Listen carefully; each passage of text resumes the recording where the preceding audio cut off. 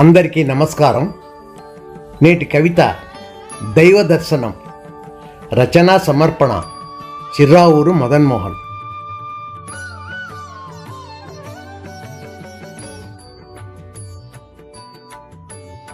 పురాణ కాలంలో వెలసిన పురాతనమైన వైభవం, రామరాజ్య కాలంలో రక్షణతో కూడిన విభవం. మనుస్మృతిలో మన మనసుకు నచ్చిన వైనం, ధార్మిక చింతనలో నేడు దైవం అంటేనే ఓ సంశయం. ధార్మిక చింతనలో నేడు దైవం అంటేనే ఓ సంశయం. దైవశక్తి అనేది అసలుందా లేదా అన్నది పక్కన పెట్టి ఆలోచిస్తే, ఆ దేవుడు కంటికి కనిపిస్తాడా అన్నదే ఓ ప్రశ్న. కనిపిస్తే ఏం అడగాలన్నది నేడు మరో ప్రశ్న. కనిపిస్తే ఏం అడగాలన్నది నేడు మరో ప్రశ్న. మధ్యాహ్నం నా ధ్యానంలో దొరికింది దైవ దర్శనం. మధ్యాహ్నం నా ధ్యానంలో దొరికింది దైవ దర్శనం. నరుడా ఏమి కోరిక అని నవ్వుతూ వచ్చిన దేవుని చూసి, భయాన్ని వదిలి నిలేసి అడిగా, కోల్పోయిన నా భూతకాలాన్ని మళ్ళీ నాకు ఇచ్చేయమని.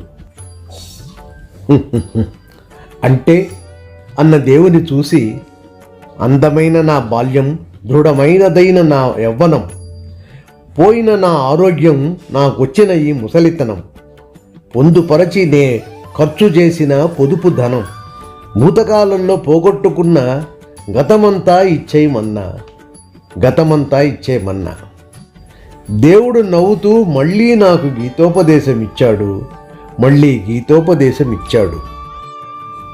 విద్యనిచ్చి నీ అజ్ఞానాన్ని పోగొట్టాను, బంధుమిత్రుల తోడును ఇచ్చి ఒంటరితనాన్ని పోగొట్టాను, దేహ పరిశ్రమను అందించి విదరికాన్ని పోగొట్టాను, సభ్యత సంస్కారం ఇచ్చి శత్రులందరినీ పోగొట్టాను, సభ్యత సంస్కారం ఇచ్చి శత్రులందరినీ పోగొట్టాను.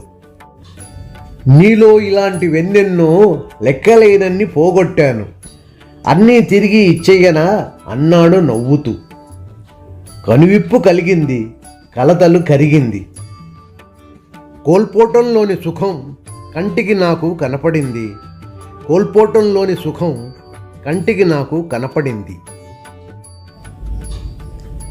జీవితంలో గతం ఓ వరం, మరపు ఓ వరం, కోల్పోవుట ఓ వరం, అదే సుఖం అన్న సత్యం ఇప్పుడు అవగతం అయింది, మనసు తేలిక పడింది. జీవితంలో గతం ఓ వరం, మరపు ఓ వరం, కోల్పోవటం ఓ వరం, అదే సుఖం అన్న సత్యం ఇప్పుడు అవగతం అయింది, మనసు తేలిక పడింది. అయినది అర్థం అనంతం, ఆపై తలెత్తి చూస్తే అయ్యాడు దేవుడు అంతర్ధానం. ఏమిటి దీని అంతరార్థం? మరి ఏమిటి దీని అంతరార్థం?